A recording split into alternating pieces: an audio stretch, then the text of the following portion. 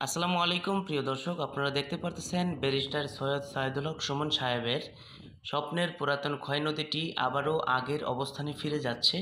কারণ এর একটাই কারণ, ব্যারিস্টার সুমন ভাই এলাকায় নেই এবং উনি এলাকায় থাকলে উনি যদি কারাবন্দী না থাকতেন তাহলে কিন্তু এই নদীটিকে অনেকটাই সুন্দর করে আবারও কিন্তু যেই স্বপ্ন ছিল সেই স্বপ্ন অনুযায়ী সাজাতেন।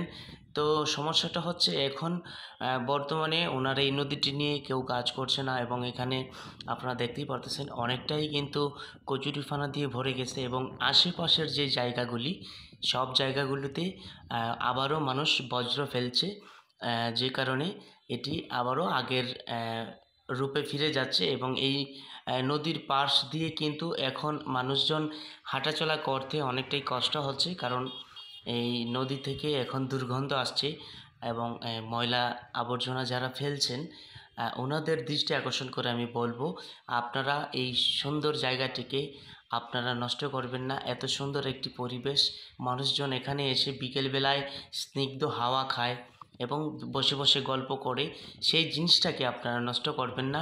সবার কাছে আমার একটাই দাবি। আর ব্যারিস্টার সুমন ভাইকে মুক্তি দিলে দেশের কতটুকু লাভ হবে বা কতটুকু লস হবে, আপনারা এই ভিডিওটি যারা দেখছেন অবশ্যই আপনারা কমেন্ট বক্সে লিখে যাবেন। কারণ আপনাদের একটি কমেন্টে আমাদেরকে অনুপ্রেরিত করে, আপনাদের একটি কমেন্টে আমাদেরকে উৎসাহ দেয় যে আরও একটি ভিডিও তৈরি করি ব্যারিস্টার সুমন ভাইকে নিয়ে। এবং ইতিমধ্যে আপনারা অনেকেই কিন্তু অনেক সাপোর্ট করেছেন আমার ইএলসি দ্য নিউজ বিটিকে। আপনারা যারা যারা ইতিমধ্যে পাশে আছেন, আশা করি পাশে থাকবেন, কারণ সব সময় সুমন ভাইয়ের আপডেটগুলো আপনাদেরকে দেওয়ার চেষ্টা করব। আর যারা যারা এখনও চ্যানেলটিকে সাবস্ক্রাইব করেননি অবশ্যই সাবস্ক্রাইব করে নেবেন। কারণ এই যে আপনারা দেখতে পাচ্ছেন খুব সুন্দর, এই যে পানি থাকলে খুব সুন্দর লাগে এই জায়গাটা, কিন্তু এই যে দেখেন আশেপাশে এখানে কয়লা, তারপর গাছের খড়ি, বিভিন্ন ধরনের বজ্র আবর্জনা ফেলে জায়গাটাকে কিন্তু তারা নষ্ট করে দিচ্ছে। তো আমি আসলে এই জিনিসের তীব্র নিন্দা জানাই এবং প্রতিবাদ জানাই যে যারাই এই নদীটিকে আবার আগের রূপে ফিরিয়ে নিয়ে যাচ্ছেন সেই পুরনো রূপে, আসলে তারা আসলে এটা ঠিক করতেছেন না।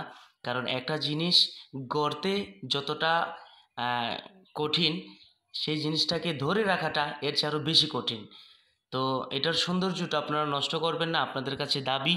আর ব্যারিস্টার সুমন ভাই আবার যখন কারাবন্দি থেকে মুক্তি পাবেন, আমি আশা করি অবশ্যই অবশ্যই এই নদীটিকে নিয়ে প্রথমেই উনি কাজ করবেন। তো আপনারা যারা সুমন ভাইয়ের মুক্তি চান অবশ্যই কমেন্ট করতে ভুলবেন না। আপনাদেরকে অসংখ্য ধন্যবাদ। ভালো থাকবেন, সুস্থ থাকবেন, দেখা হবে আবারও।